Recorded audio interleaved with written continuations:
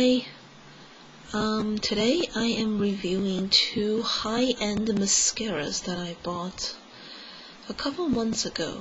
I don't normally use high-end mascaras, but for some reason I decided to try with my Asian lashes. They're so short and they point down, and I just can't get anything out of them with most drugstore brands.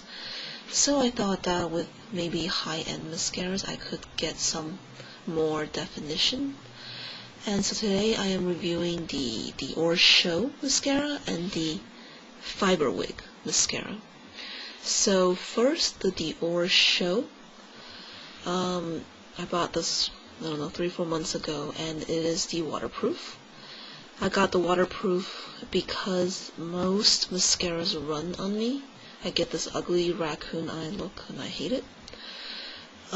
When I first got this, I actually liked it. I really liked the big brush, you can see that. And it does separate the lashes with very little clumping. It gives me volume. Doesn't really give me length.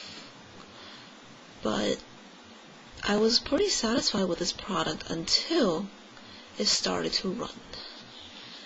And I couldn't believe it. It was $23 and it was waterproof, and and it was just very disappointing. I cannot use it without carrying Q-tips in my purse and touching up every hour. I'm a student and I just don't have that luxury. So I just simply cannot use this anymore unless I know I'm only going to be wearing it for about an hour. So very disappointing for me. I hope it works better on other people. I mean, I have heard great reviews about it by people who don't have this problem with the smudging mascara. So next I'm going to move on to Fiberwig, and I was actually advised to use this one and this one together. Supposedly the Diorshow adds volume and the Fiberwig adds length. And as true as that is, like I said before, the Diorshow runs, so I can't wear it. The Fiberwig is the most popular mascara in Japan, and I love the Japanese. I love a lot of their stuff. I went to Japan over the summer, and I really do admire their technology. And so this mascara also has a pretty big brush. Now, not quite as big as Diorshows. And the advertisement is that it's paint-on false lashes. It definitely lengthens. It's got these fibers that just kind of extends from your eyelash, and it just really makes your lashes look longer. It doesn't really add as much volume, so I think this one by itself does a very good job of more of a natural day look, whereas this one is more of a more dramatic nighttime look with all the volume. Too bad it runs. Yeah, I'll keep coming back to that. The biggest problem I had maybe with Fiberwig is that this actually did not run. It does not run on me, which is like a miracle.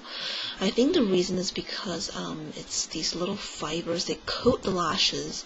It's not really the same formula as Diorshow, and somehow it's not quite what I think of when I think of mascara. It's just these little fibers attached to the lashes, and so it doesn't really run, which is very impressive. But my biggest problem with this one is that I wear contact lenses, and sometimes the fibers do fall off and get into my eyes, and it's really a safety problem, because for girls who do wear contacts, if these fibers get into your eyes and get between your eye and your contact lens, it could cause a lot of problems for your cornea. It can scratch up your eye, and it's kind of a problem. And I don't really think that on most days this probably doesn't happen, but I do get a little carried away with this mascara, and I like to make my lashes grow extra long. But towards the end of the day, it starts falling off, flicking into my eyes, and it's just not a good thing. So for myself and for everybody who's got contact lenses, you really want to think twice before getting carried away with this paint on false lashes look.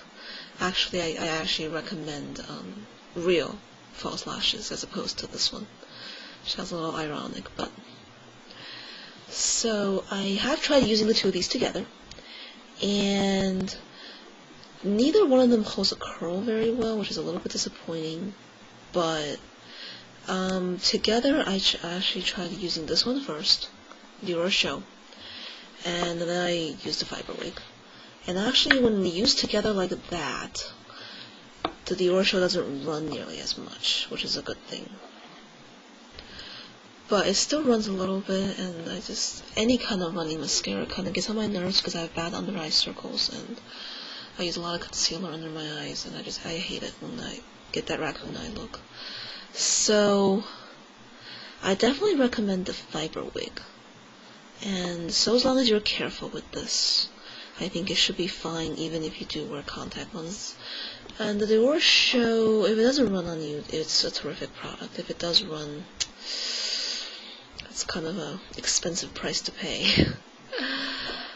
But these two high-end mascaras, as great as they are, I don't think I'll necessarily be buying them in the future because it's kind of expensive. This one's $23. I think the Fiberwig is $21. So I think I might be going back to drugstore brands after this, after I'm done using these two. So hope you guys have better luck with these mascaras than I have. And thanks for watching.